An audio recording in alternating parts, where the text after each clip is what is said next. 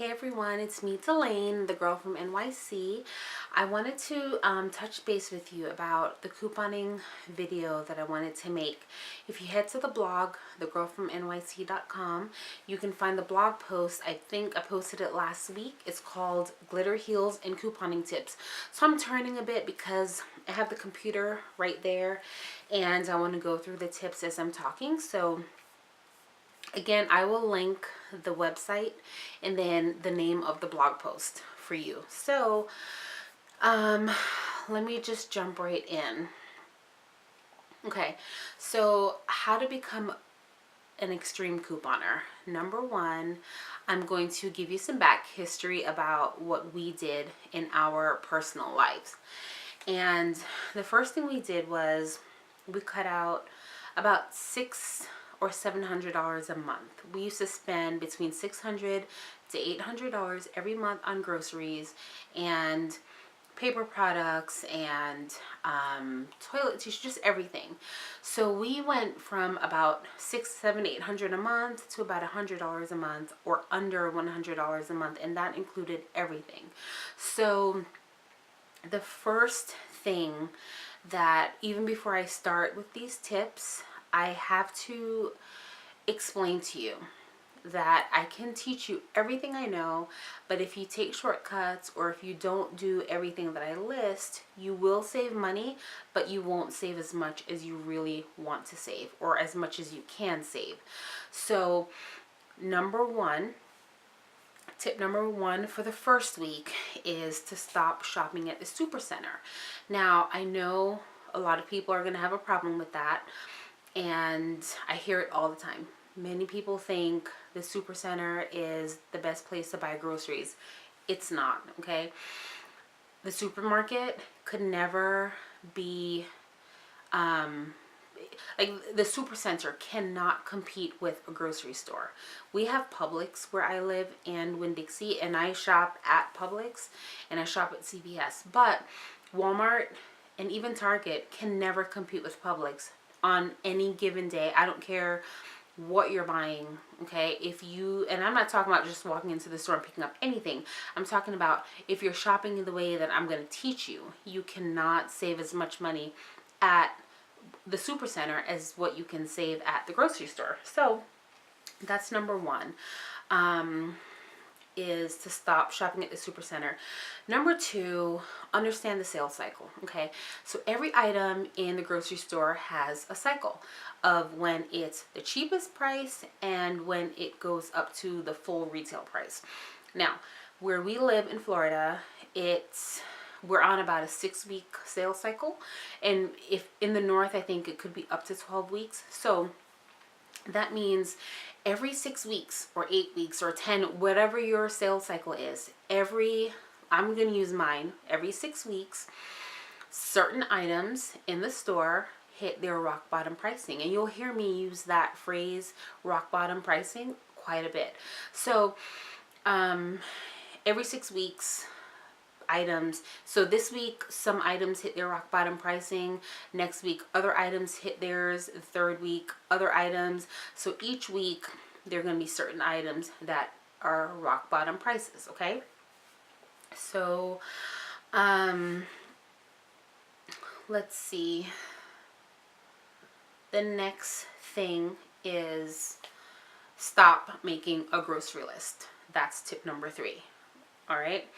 When you make a grocery list, most people, they go into their fridge, they go into the pantry, well, not go in, but open it, and they look and see what's not there, and they write those things on a sheet, and that's what they take to the store, and they buy those items. Now, what you're doing is you're making a list of a lot of things that aren't on sale. The better way to do it is to go on your supermarket's website, find out what's on sale, and buy those items, okay? Now, I'll get to how to shop for items that aren't on sale in just a few moments, but buy what's on sale. That's tip number 3.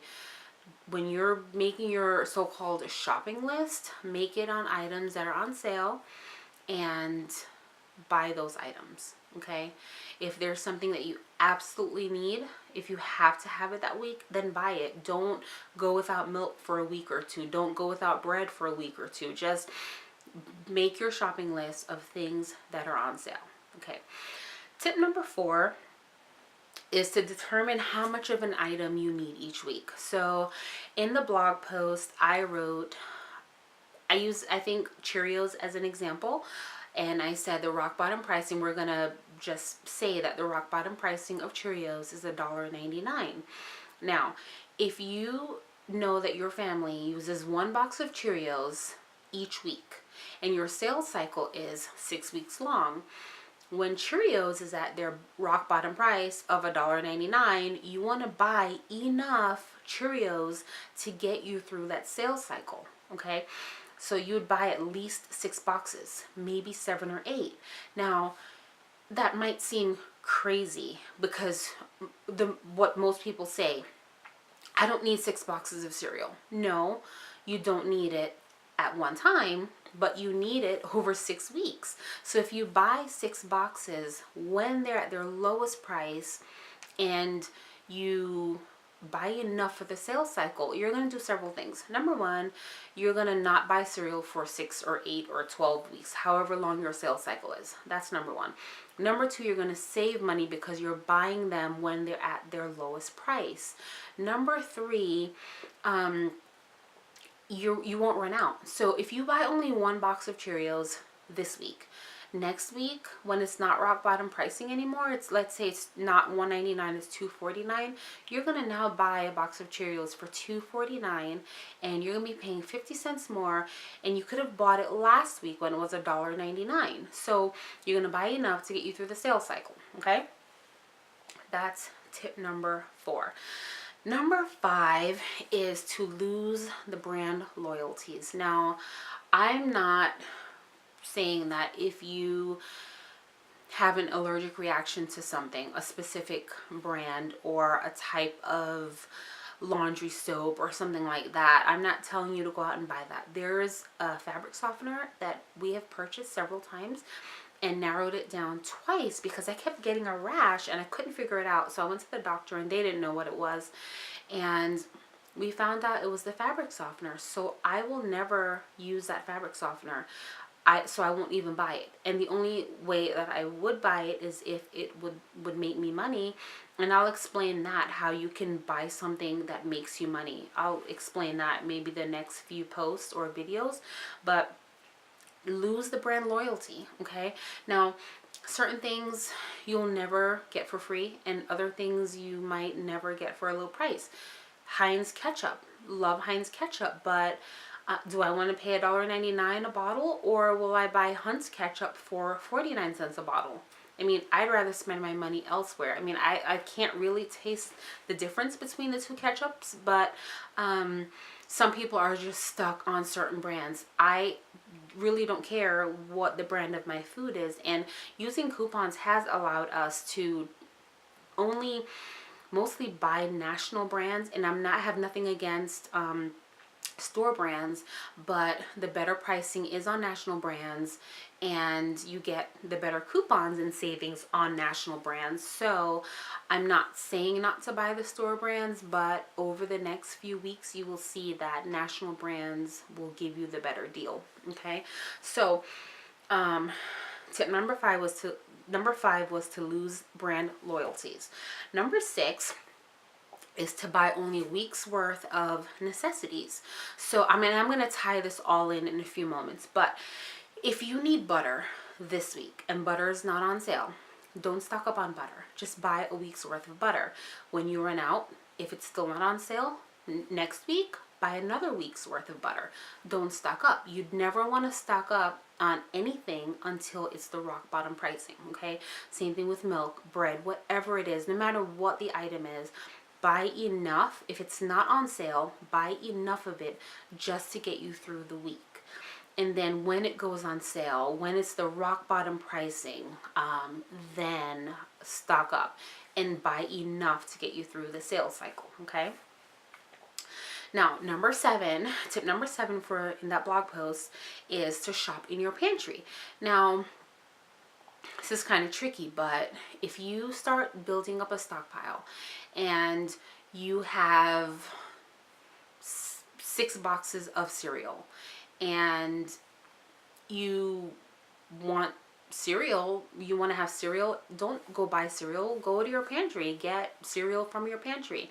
Same thing with if you have a certain type of meat in the fridge or the freezer, and I know a lot of people, they'll go to the store and they'll just pick up chicken, even though they have ground beef at home, or steak or fish at home. They just feel like they have to have chicken today. And that's fine if you want to do that. But if you really want to save, then cook what's in the house. Cook what's in the pantry. Cook what's in the fridge or the freezer.